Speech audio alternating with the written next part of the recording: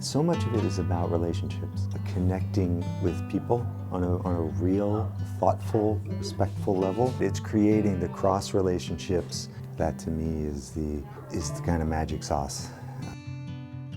Open House is a preschool in Brooklyn. We work with families and children to kind of set them up for their school experience and really their life experience moving forward. Our goal is to observe children, recognize their needs, and meet them, and develop an environment around them that supports them in their progress and in their development. Because they're so young, there's a lot of things you don't know about a child, even for a family. They might not realize, especially if it's their first child, that maybe their development is on a slightly different trajectory. Maybe they have different needs. Maybe their learning is focused in a different way, where they have strengths that are examined and things that they need different support for. You make many decisions kind of based on finances. What we're able to do, because it's a nonprofit, is take whatever revenue the school generates via tuition and really put it back into the school itself. The families are not fitting themselves into, our box that we create that's just kind of convenient for us logistically. Like, it would be way easier to run a school that's open 5 days a week only from 9 to 3. But that's not the mission, and that's not what families need. Feeling of safety and a feeling of joy. Feeling heard and respected, and kids respond very well to that feeling. The typical preschool day really starts with an arrival, how they come into the space, goodbye with the parents and the hello to the teachers. Then they come into what we call choice time, basically a child-directed time where they can kind of interact with the materials as they wish, and teachers will support that play. Those times are then periodically sprinkled with whole group times, and those are times when the whole class comes together. It has a leading idea or a question around it. It might be a story, it might be a song, but everybody's kind of doing the same thing at the same time. We have an improv group that comes in, which is amazing. We have an art specialist who comes in and works with the children doing art explorations. We have a yoga teacher who comes in and works with children kind of doing breath work and doing body work and kind of putting their bodies into animal shapes. We have a music person who comes in and does storytelling and sings songs. We hired our movement specialist to come in every day and work with every class.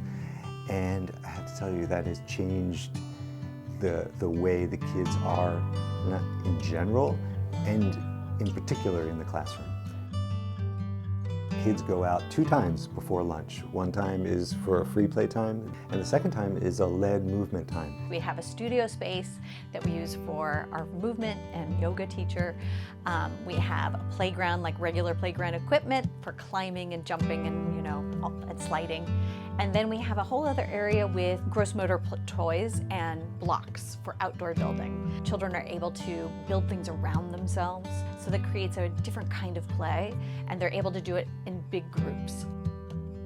We have about 5,000 square feet inside. We have about 2,500 square feet of outdoor space. We currently have 5 classrooms with children in them, and we have an additional room that we use just for movement space. We have about 80 some odd families in the school currently.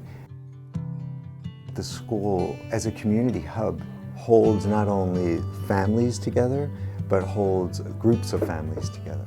People that are going through the experience of having young children, it's a tough thing.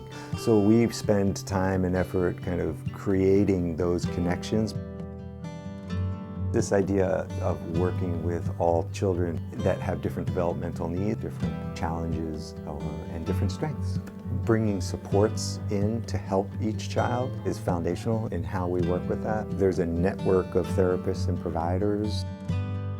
We don't screen kids. If we have a spot and you want it, it's yours. And certainly please tell us about your child's needs, and we will do our best to meet those needs. And sometimes they require outside services to have those needs met. But there's nothing to hide here about that. So we work with that. We want to make sure that the environment includes lots of children with different learning needs in the same place, but we know that we can meet their needs. We're helping families figure out who their children are as learners and how they can support them. It's really satisfying when a teacher is able to say, here's what we see at school, and you may not see that, and it's wonderful. Children that might be developing more typically also benefit from being around an inclusion setting.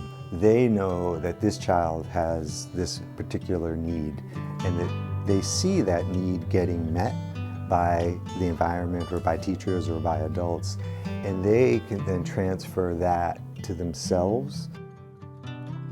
You know, we have lots of these disparate people and communities and kind of economic situations and geographic situations. I feel like New York, just by its structure, kind of transcends, hopefully, most of that. And that feeling we try to replicate here in the school. Our biggest expense is staff. They all have health insurance. They're all offered retirement benefits, followed immediately by rent. Everything else kind of comes into another quarter, 30% is the other program costs outside of that. We have 3 full-time administrators, and the rest are teaching staff. And we have a lead teacher in every room, we have an assistant teacher in every room, and then we have an associate teacher in every room. You know, while it's expensive, it's incredibly important. The emotional quality of the room is just so much more warm because there's enough adults around to help. There's enough adults to have interactions with the kids. Teachers are feeling good, the kids are feeling good, the families are feeling good. So it's a good place to put the money. In September, we're welcoming new families in the school.